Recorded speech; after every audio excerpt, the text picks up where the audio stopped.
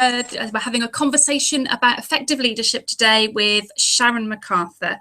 And this is part of my business coaching series. We're having a look at some experts in slightly different fields just to put together the whole range of different skills. It's a new year. And, we started the new year wanting to think about how we can do things differently and how we can improve things. And we have a talk back and a look back on what we've done in the previous year. So, we want to make this our best year ever, and definitely want leadership is such an important thing. And we've all had bad managers and we've had some great managers. And Sharon's going to talk us through some of the really good ways and what we can do. So I'll just put you over to my PowerPoint, the presentation. So here we go. Okay, so this is my business. And the reason I started Why Follow the Herd was because I found I'd worked a lot with consultants, and I found there wasn't a lot of knowledge transfer across. And my background is in I'm a qualified accountant, qualified business analyst, but I'm also really interested in the way we think and the way we, interact as businesses. And, you can't just put a structure in place and expect it to work without having the thinking behind and the leadership with that as well. So, okay, this is me again, and my business, this is all really everything I'm doing is about empowering businesses to make their own improvements. So instead of coming in, I do consultancy as well, but instead of just coming in and making that change for you and leaving you with a business with a report that don't necessarily understand, it's about going in and showing you as a business how you can do that yourself so that you can have that continuous improvement. And whether you think you can or think you can't, either way, you're right. And, the business thinking is so important. So this is how I fit in with the leadership. The business structure, I can help businesses to be able to structure themselves properly, make sure they're in line with their strategy, make sure their business processes are working, that everything they do adds value.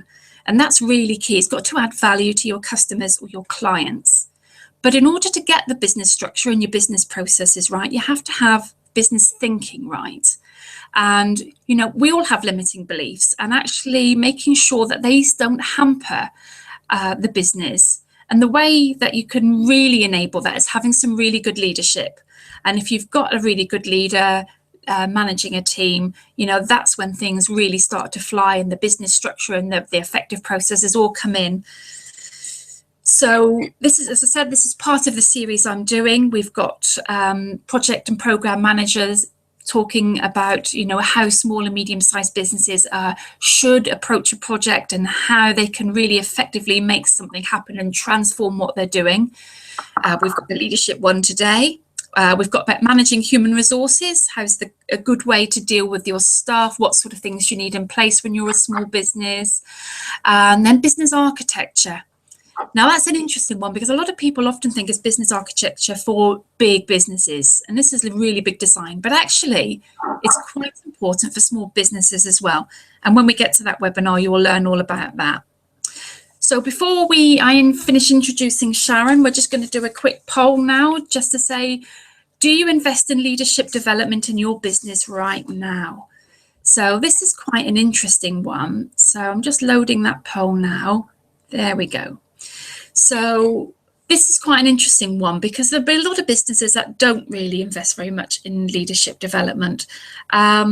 And it'd be interesting to see after we've had this discussion with Sharon, how much that changes your view on whether or not businesses should invest in leadership development. Okay, so brilliant. I'm going to end that poll now. Thank you for that. And I'm going to introduce Sharon. So Sharon MacArthur, welcome to the webinar. Hello. Hi, everyone.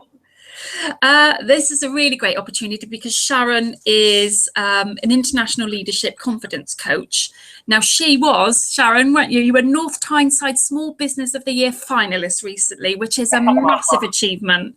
So, that was really phenomenal thing to do. So that's brilliant. It just shows how much impact that you're having on individuals and businesses as well, to sort of get that accolade is fantastic. And Sharon deals with all sorts of businesses. So is there anything you want to say to us? I'm really excited to speak to everyone today and to share my knowledge. I've been in leadership for over 20 years now, and there's not most things I've seen. So I'd really like to help share my information, my knowledge, because I don't know about you, but a lot of leaders end up being dropped in from a great height and not often given the support that they deserve to have. So I'm hoping I can share some really good tips that you can take away and use in your business today. Fab. Thank you, Sharon. Is Sharon's picture, and her business is called Bag. Okay, and this is a bit more about her business and what she does. Okay, so she does leadership confidence coaching for middle managers, business owners, and newly appointed managers. Have we got a bit of a technical problem? It sounds like it. Yeah. I'm hearing myself too much. I'll see how it goes. Okay. Now, I do with micro businesses and business owners right up to 100 company. But she doesn't have a in working with women. But of course, today's webinar is all about confidence to everybody, really, and whatever size business you are. Debbie, this is you're going in and out. Yeah, I'm not quite sure with the sound recording. Whether I don't know what's anything bandwidth or problems. Shall we go on? Or do you want me to go on? Yeah. Do you want to talk about how to be effective for small and medium-sized organisations? Yeah, it's an interesting point that you've raised, Debbie, about small and medium-sized organisations, because really leadership applies to any size business, and it doesn't really matter the size of your organisation, because people are people, and that's just it. Humans are humans. It doesn't matter how big or small your business is. So if you're going to set out to really get the best out of your people, which in turn is going to improve your business, improve your customer satisfaction, and ultimately improve your profits, then being a good leader is really, really essential. So that starts out by something which I think is fundamental to any good leader, which is understanding yourself. So I guess most of us have travelled on aeroplanes, and I always use this analogy when I'm working with clients, which is when they tell you to put your mask on before you help anybody else. And that's really the fundamentals of leadership, as I see it, because if you're not resourceful and you haven't got what you need, then how are you going to help and support your people? So understanding yourself, who you are, your values, and what you stand for is really one of the key elements to becoming a good leader. And that's interesting because when I've worked in organisations, very often it's practitioners who have been promoted up to managerial posts, but they're not given any training to be an effective manager. And I think that's a really, really common thing, Debbie. So you'll often find that people who are very good technically at their current role, there's nowhere else for them to go. So often the next logical step to make more money and to have more status is to become a manager. Now, working for yourself and doing your own job and delivering what you need to do is an entirely different skill set to delivering through other people. And often what you find is a lot of managers who are newly appointed want to dabble back down where they feel most comfortable and where they've been rather than where they need to be. So therefore it's essential, and I see this a lot in organisations, that those leaders aren't invested in appropriately, or even worse, and I'm sure we've all come across them, you've had people who've been appointed to be managers and leaders who really should never do that, because maybe they're too much about themselves, they're too wrapped up in their own egos. I'm not saying they're bad people, they just don't have the right skill sets to get the best out of people, because you're delivering through people all of the time. So it's really essential that, number one, you find the right people to recruit, but number two, these leaders, these managers that you appoint and invest in, and that could be you if you're a small business owner, you have a great influence over a lot of people. Therefore, it's essential that you get that right, because when you get it right, it's going to make your business sing. Yeah. So these are the areas that we're going to go through today, which is quite extensive list, Sharon. So if we move on to, we've talked about building belief in your own leadership. So how do we go? What's the best way for us to do that, then? Well, it's a bit like I said earlier. It's, who are you and what do you stand for? So are you very clear on what your values and beliefs and goals are in your role? But you might even take that further. You might just say, what are my values and beliefs in me as a person? Something that I say a lot to clients that I'm working with is, when you figure out who you are and your values and beliefs, it's actually the rule book that you carry around with you 24/7. And often leaders and managers in a business, you'll come across events and situations and you think, my goodness, how do I cope with that? How am I going to deal with that? Well, if you're able to know you and who you are and what you stand for, and you can check inside, then actually you'll always find the answer, because you know what your values are, and you know what you're aiming for. So that is it's really invaluable to know that about yourself. So you never feel worried or lack confidence in what you're going to do, because you just know what's right for you. And I suppose that the soft skills. Once you learn about yourself, it's having that empathy, being able to deal with other people. And I think a lot of issues when I was a manager was personal issues. It was having to deal with people's personal problems going into work, not just things of their jobs. Yeah, I think my analogy on leadership is, everybody wants you to be perfect if you're a leader. Yes, your people expect you to be perfect. And think about it. Think about leaders you've had, and think about, when they got it wrong, did you forgive them very much? Do you really want your manager and your leader to be perfect? And I think it's a really interesting point, Debbie. Most of us want to know that our leaders and managers care about us. Because let's face it, we spend more time at work than we do with our friends and family. So you want to feel that you're supported and that you're cared for. Now, that doesn't mean to say that you're a soft touch, and that you just are a walkover. Being friends and friendly is a different thing. And again, I've seen a lot of managers suffer early on in their careers by thinking that they have to be everyone's friend, which again is another trap and something else, I'd like to talk about another day. But how you communicate with your people is really important. One of the questions I always ask leaders to ask of themselves is there any reason I shouldn't be telling my people this? And I think a lot of leaders do it the opposite way and almost think, well, is there anything that I should tell them, as opposed to almost rule everything. Tell your people everything unless you're told it's confidential, because what your people don't know, they make up. Yes. And if you're walking around, looking puzzled or maybe concentrating, I can tell you a story about me. I was walking through the office. I was in a senior position. And I happened to be coming from one meeting to another, as lots of us do, dashing about, and I was concentrating on what had been said in the previous meeting as I was making my way to another one. Never thought anything of it. Then I came back into the office several hours later, and there was uproar in the team. People had started talking about, they thought there was going to be redundancies, they thought the end of the world was happening because of the way they perceived the way I was looking. And that taught me an invaluable lesson, that everybody's watching you all of the time. So face management is really, really important for you as leader, because everybody's watching you. They're looking up to you for cues as to what's happening. Now, there was nothing happening in the business. It was my concentration face, which made me laugh. It feel more empowered if you feel like your leaders sharing and opening and honest. You're not guessing that they're hiding something as well.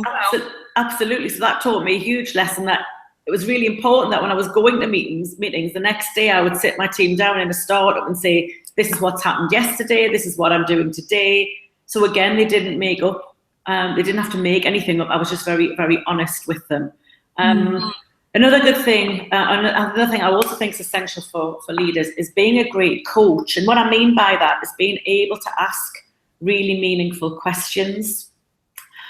So again, we as humans, we make up what we don't know. So you can be in a situation where another manager might say such and such has been doing this, or I've heard such and such has been doing this, and this may be a member of your team. So it's really important, and I fell foul of this early on in my managerial career. One of my MDs came to see me to tell me that somebody had been doing something, they'd had some feedback. So I stormed in, really tore several strips off this individual, and when all came to all, they hadn't done anything. This person who'd given feedback to my MD had got it wrong. Now, if I'd been able to coach and ask questions from my person and gone into that meeting, rather than test several strips off them, is to ask from their perspective what had happened, I would have had a much better picture, an overall rounded view of what the situation was, and then I could have made a much better decision. So learning to coach and ask questions rather than just assume that you know all the answers is really, really a brilliant thing to learn to do. And if you don't know how to do that, finding out there's lots of things on the internet, role models, but more than anything, it's the effective art of listening and wanting to understand what somebody else is doing, what they might be thinking, and what got them to that conclusion, and then helping them to get them where they need to be, or maybe where you need them to be. I think as well, being a leader for me is actually owning up to the fact that you don't know all the answers. And some managers actually like to think that they know everything and are the expert. And actually gather people around you who should have more effort than you, and you just manage that. No, and I think we all suffer from that. I work with people all the time who are terrified that they don't know all the answers. And they can be anyone from MDs of huge organisations right the way down to small, tiny companies. And that's why it's invaluable that you have support, whether that's support of friends and family, but investing in a business coach, in a leadership coach, because these types of people will be your critical friend. They'll help you get out on the table what's really happening and what's really bothering you or what's really not working, so you can become resourceful and get back on track. Sorry, Sharon. Yeah. In terms of holding us and others accountable, what would you suggest people do? Would you just procedures, or do you think they should be doing something else? Well, first of all, to hold yourself to account, you have to know what you're aiming for. So I'm always astonished at how many people don't really have clear goals and objectives and what they're trying to aim for. So you can't be accountable if you don't know what you own and what you're meant to be doing. So have you got your goals written down and clear to you, and are they clear for your people and your teams and your other leaders in your business, if that's what you need to do? You also need to know what timescales you're working to. So you're almost back to having smart objectives. And I guess that's why, certainly in all the large organizations I work in, that's why there's annual appraisals, there's smart objectives written down for each individual.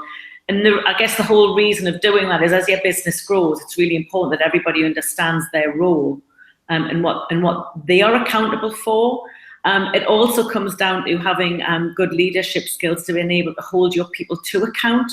Very often when I'm observing managers doing their day-to-day role, a lot of us are very good at asking what questions. So what is it that you're going to do in your day job? And you're asking your people that. But often a lot of us forget to ask the how. So how are you going to do that? And we're often also very bad at nailing down timescales specifically. So when your person says, oh, I'm going to do that next month, and you don't take the time to explore what next month means, then you could find yourself as a leader quite upset, angry and disappointed when you imagined you get a piece of work on the 15th of June and it actually doesn't arrive till the 29th of June because you didn't nail down specifically the timescales. Yeah. Another thing that I see not happening where as much as it should is the whole celebrating of success. So when somebody's done something really, really well, how often do you take the time to help them stop and celebrate that success and just understand how they've done so well. I've even had experience of managers taking on that success for themselves naturally, not passing that on to the person or the people who have made that happen. Yeah, and that's just where you're going to start really disconnecting with your people, because ultimately your people are a reflection of you, good and bad. So often, if you've got problems in your team, I often, however painful it may feel, when I'm working with clients, I'm asking them to look at themselves first and their own behaviours and what that might be driving in their own teams. And learning from your mistakes is really, really important when you're holding yourself to account. And you're going to be really honest, and you're going to say if you've made a mistake. Because there's not a problem to make a mistake. The problem is not learning from the mistake. Yes, absolutely. And I think too many of our people worry, if I make a mistake, it'll be terrible. Well, okay, if it's going to bring the company to its knees, that is a pretty terrible mistake. But 9 times out of 10, the mistakes are pretty minor. And I think often mistakes are where we make our best learnings. So if you're the type of manager who says, okay, you've made a mistake, let's explore that mistake, let's understand what went wrong, then it just means that you have all the information to know how to avoid it in the future, to not go there again. The only time I would ever get grumpy and expect any other leader to get grumpy is if you have an individual keep making the same mistakes again and again, because that's not taking accountability and learning from those. So if we move on to engagement, that's quite key to some of the things that I've done, particularly when I've worked on a big transformation project. Some of these organisations haven't necessarily been very good on communication and getting people involved, and then you start finding people disconnecting from wanting to change or wanting to be involved in that. How would you suggest businesses that should improve that area? Well, I think first of all, it depends where you are in the change line, I guess. So if it's your business and you're going to make a change, have you got a compelling reason to make the change in the first place? So are you really clear why you're making the change and what the benefit of the change will be after you've made it? Because often I think individuals, certainly in organisations where this communication is lacking, they're asked to do something and that they don't have all the facts, they don't have all the information. So again, we're going back to making up what you don't know. Now, if you're in a bigger organisation, really getting clear on the change yourself. So, why is it happening? What's it for? So it's the same sort of process. It's about really understanding why the change is happening, why you're making that change, what the benefits are going to be. And sometimes it's about being brave, that if you've done that little mini process and you find, well, I'm not really sure why I'm doing what I'm doing, don't do it. Don't make a change for the sake of it. So communicating the reasons for the change is really, really important. So your goal should always be, when you're sharing this with your people, is that you can't make them like the change, but what you can help them do and be really clear on is you should be able to walk away from any communication knowing that they understand why the change is happening. And too many times people are told, this is happening tomorrow, and the leader walks away and the people are left kind of devastated, not really knowing anything about it, because the manager hasn't taken the time to actually go through, well, this is the reason why it's happening. And if you are somebody who's being asked to deliver change and you don't know that really goes back to my first point. If you don't know why it's happening, you're going to find it really, really difficult to do that for your people. So it's really, really important that you have all the facts that you need to be clear on your communication. Again, it doesn't mean to say you have to like the change that's being passed to you, but it's really important that you understand why it's happening too. Do you think it helps to get involved in designing the change rather than it being done? Absolutely. I think where you can, you should involve your people in the change. Now, leaders should be really, really good at talking about what the future looks like. They should be really clear on when it's really great, this is what it's going to be like around here in this organisation. Now, as a leader, if you're really, really good and get really good at that sort of thing, then you should have the confidence to not worry about the how, because if you're clear on the goal and what great looks like, then you can ask your people to say, this is what it's like when it's working really well, this is what it looks like, this is what it sounds like. Go away and come up with some suggestions on how you think you can get it to that place. And I've seen that work really, really well time and time again. I think you're right, Debbie. Often, I don't know what it is, whether leaders get scared or think, well, I can do it quicker, faster. I often find that with delegation, because really what you're doing is you're delegating some of that change to your people. I think it's really important, because there's a saying that I use, creation is consumption. So if you've created something, you're much more likely to buy into it because you feel part of it. Where if it's just given to you and you're asked to do something, you're much less likely to want to do it, and often people can even rebel. I've seen that happen too. So think about yourself when you're told to just do something, or when somebody asks you, what do you think about something? Which would you prefer? Absolutely. That too, where we've had the managers actually blocking change.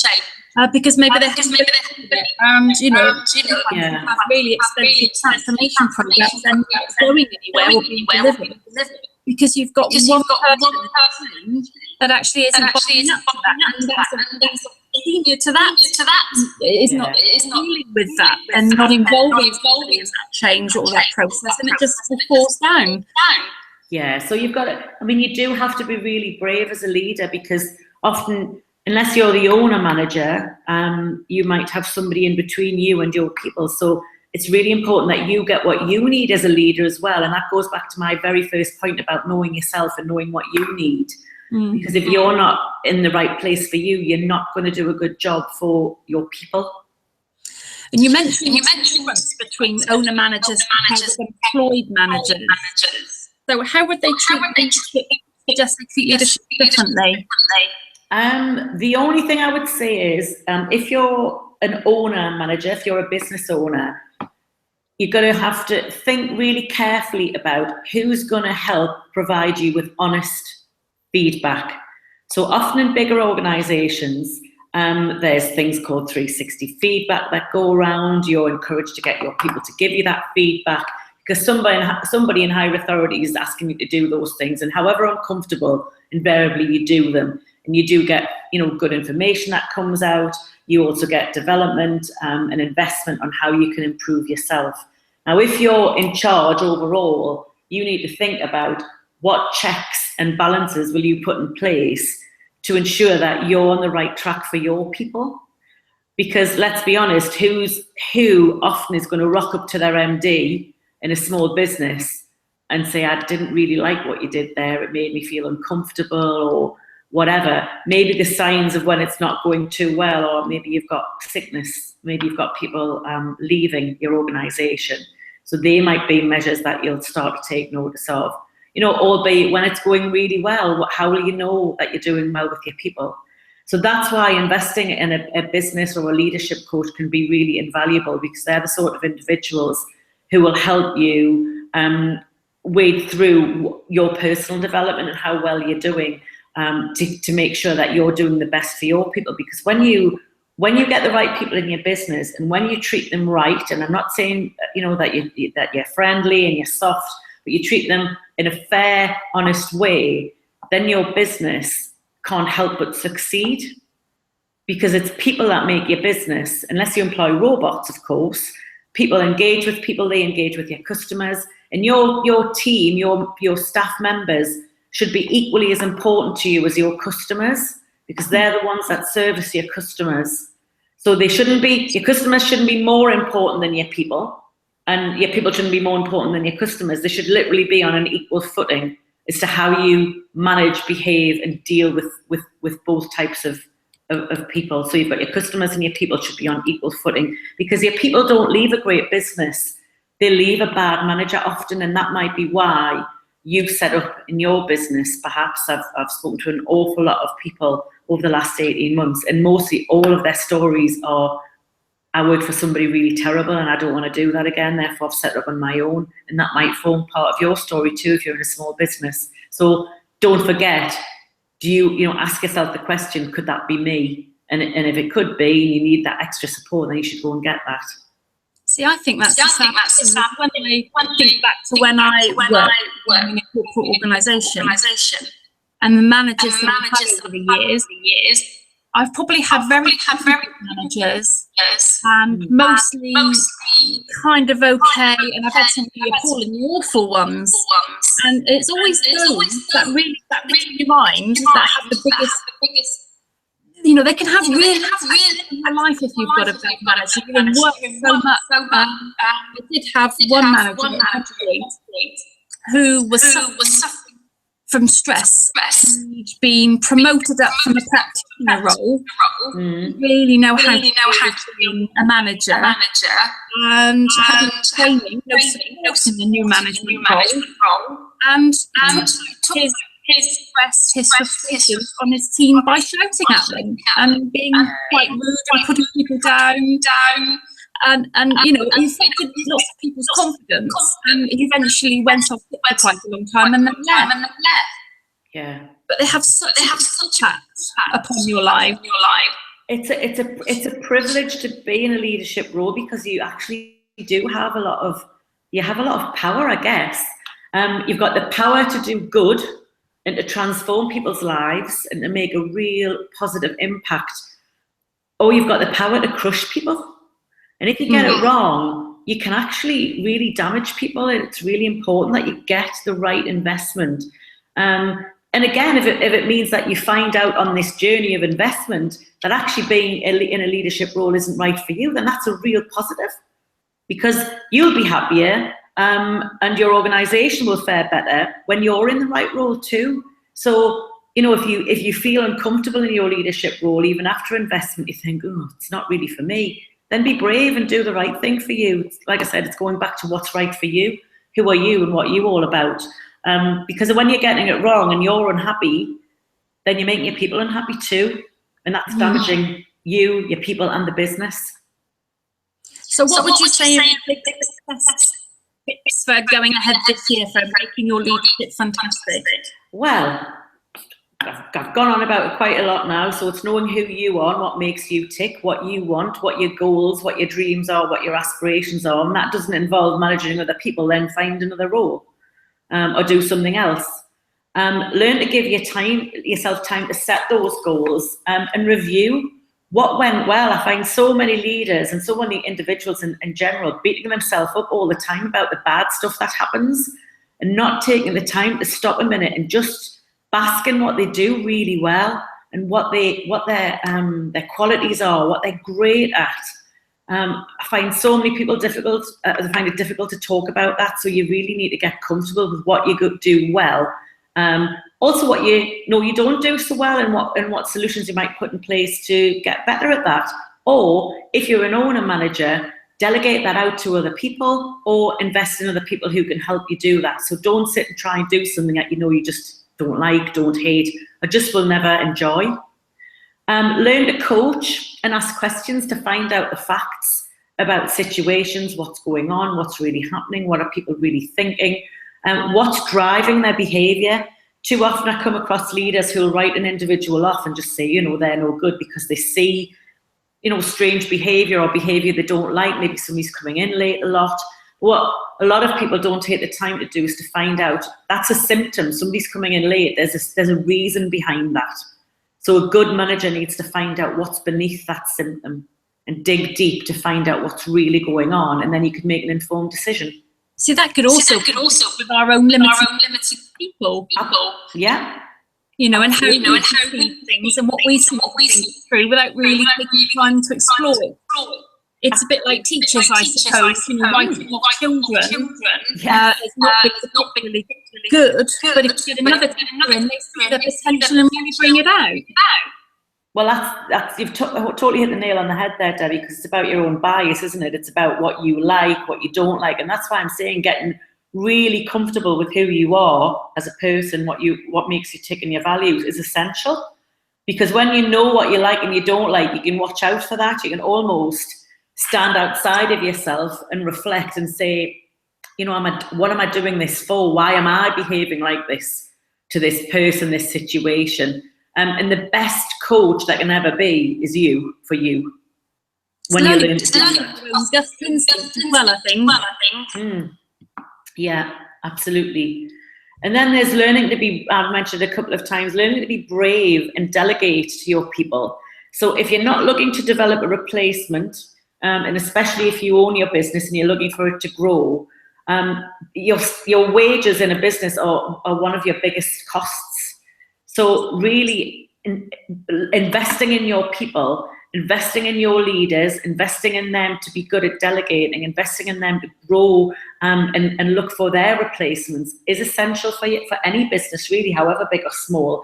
Because again, recruitment costs are huge, takes a lot of time and energy and effort to find good people. But if your leaders, or if you feel like you've got to keep all the work to yourself, you're never going to stretch and develop your people. And ultimately, if you've got some really good talent, they could end up leaving and leaving your organization, which causes you a hole. So one of my golden rules has always been, look for people who are better than you, be really proud that you found them, and help them to leave if that's what they want to do. Because when you're helping someone to leave, and I know that might sound crazy, they'll give you 100% more than if you try and hold them back. Brilliant. Right. Okay. Is there anything else? No, that's absolutely fine, Debbie. So if we're doing another poll now, because Darren has given a massive amount of fabulous information that, you know, to be a good leader, we don't just need to leave that to our companies and our business people to support us and that we actually have our own. You know, we should be taking that upon us ourselves to develop ourselves as leaders and people as well. You know, and what expectations, and how we should treat people, and how we should expect to be treated back. So, you know, it's a great amount of information. So we just do the other poll now. Just get this one going. There we go. It is, would you now think that investment in leadership development is necessary? So if you own your own business, would you now look to get a coach to help you through and to keep you on track and to just have that sort of person to sense check what you're doing and whether that's the right approach, whether, you know, you can learn from. Or whether if you're in a business, whether or not you need to expand the help and advice that you're getting from your business or business organisation, whether you need a coach as well, or even invest in online resources, whatever there is, to help you become a better leader, so that you can be great support and get some great objectives as well for your business. Okay, so I'll end that poll. Can I just add, Debbie, as well? It's really important that you might feel you're competent and confident as a leader, but you may not have the time to share your knowledge with your people, especially if you're in a bigger business or your business is growing. So think about, do you need to invest leadership development for your leaders and your staff? I think that's really important. Yeah, no, that's a good point. Absolutely right. Right. Go back to this. So thank you for listening to our webinar. We've got to special offers. So for the next period of time, we've got to download making your list your best asset. Now, for managing your prospect and buyers list, it's a different type of managing, but it's actually keeping people alongside all those using all those skills, understanding your avatar, your customers' fears, aspirations, dreams, hopes, and using all those skills and things that Sharon talked about, but you use them in getting the best out of your prospect and buyers list, which is effectively one of the best assets you have. So if you want to grab hold of that, There you go. There's the link. It's only available for the next 15 minutes while we to finish and clear up on this webinar. So if you want to click in on that. And Sharon, did you want to talk about your offer? Yeah, if you go to my website, which is on there, www.redhandbag.co.uk, I've got a free little ebook download, which is 12 things they didn't tell you about leadership. So some really pertinent tips, really short and snappy to share with you, for you to use with your teams, your people. So just some real things I wish that my manager told me when I was a new manager. So yeah, be my guest. Fabulous. That's a really great. And I've had a look at the book, and it's got some great tips in there. So thank you for that, Sharon. That would be really, really useful for a lot of leaders. So want to give us a bit more about you and your organisation? As you said earlier, Debbie, so thanks so much for that. My business has been going for 18 months. I've been in leadership for the last 20-something years now. And I've set up my business to help managers who are newly appointed, who are business owners, to really get to grips with the nuts and bolts of what it's like to really manage a person. I've been on so many training courses over the years. I've been lucky enough to do that, where you go on what I'll call a lovely day. So you'll have a lovely day out of the office. It's probably pretty expensive. You all have a great time.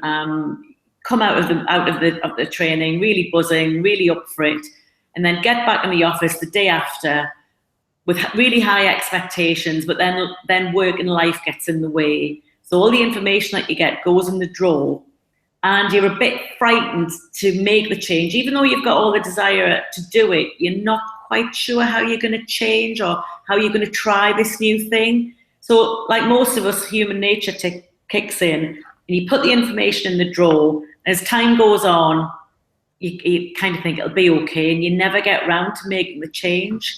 So I help businesses by looking at what investment they might have already made.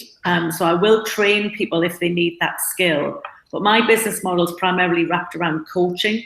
So as Debbie mentioned earlier, coaching holds people to account, and it also gives them a safe environment to discuss and talk about the changes that they're frightened to make and what's really happening.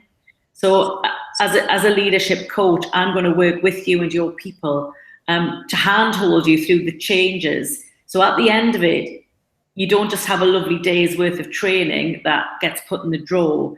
You actually have tangible results that you see where people are starting to implement that information. And it might be information that you gave them a couple of years ago, and you're frustrated that it's not being used. Because there's a reason why that's happened. The change was asked of them and it was too quick for them, and they're frightened and they don't know what to do really. So rather than get it wrong, often people choose to do nothing. So I get great success working with individuals, big in organizations, big and small, helping to convert that investment into tangible action, which gives you the results that you want, i.e., happier people, confident managers and leaders who are actually making decisions and driving your business forward and really helping you hit that bottom line, which is what we're all after in business. So I'd really, really love to hear from you.